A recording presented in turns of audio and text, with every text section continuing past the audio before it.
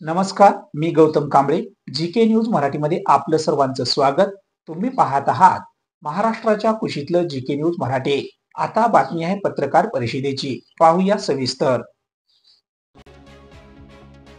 भारताचे लोहपुरुष सरदार वल्लभभाई पटेल यांच्या 150व्या जयंतीनिमित्त सरदार एकता अभियानाअंतर्गत 31 ऑक्टोबर ते 15 नोव्हेंबर 2025 या कालावधीत विविध उपक्रमाचे आयोजन करण्यात आले आहे.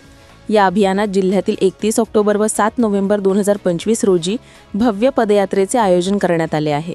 या उपक्रमात जिल्ह्यातील महाविद्यालयीन विद्यार्थी, युवक आणि नागरिकांनी मोठ्या संख्येने सहभागी व्हावे असे आवाहन जिल्हाधिकारी राहुल कर्डिले यांनी केले आहे. जिल्हाधिकारी कार्यालयात आयोजित पत्रकार परिषदेत ते बोलत होते. यावेळी जिल्हा युवा अधिकारी चंदा रावळकर तसेच विविध प्रसारमाध्यमाचे प्रतिनिधी आदी उपस्थित होते. विषय होता पत्रकार परिषदेचा आणि काय माहिती सरदार वल्लभभाई पटेल यांची 150वी जयंती आपण सर्व देशभरात साजरी करतोय.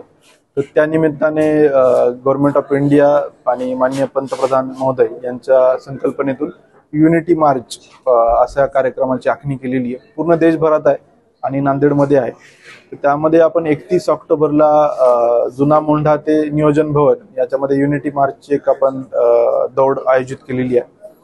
त्यासोबत 7 नोव्हेंबरला पण आपल्या जिल्ह्यामध्ये आयोजित केलेली आहे. आणि त्यासोबत वल्लभभाई पटेल यांच्या जे काय ऐतिहासिक कामगिरीच्या अनुषंगाने अनेक स्पर्धा आहेत. वक्तृत्व स्पर्धा आहे, निबंध लेखन स्पर्धा आहे, अशा अनेक स्पर्धांचं आयोजन आपण केलेलं आहे. त्याचा दुसरा टप्पा आहे जो आपलं त्यांचं जन्मगाव ते केवडिया जे स्टॅच्यू ऑफ युनिटी आहे.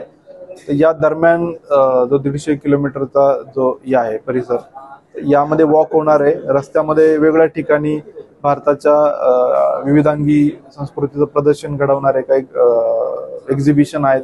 सरदार पटेलांच्या कामगिरीचं ऐतिहासिक जे काही दर्शन घडवणारे एक्झिबिशन आहेत, हे पण सगळ्या तरुणांना त्याचं एक्सपोजर होणार आहे. तर माझं सगळ्यांना आव्हान आहे की आपण जास्तीत जास्त नोंदणी करावी. विशेषतः NSS NCCचे जे विद्यार्थी आहेत, इतर महाविद्यालयाचे विद्यार्थी आहेत, यांनी या सगळ्या प्रक्रियेमध्ये सहभागी व्हावं.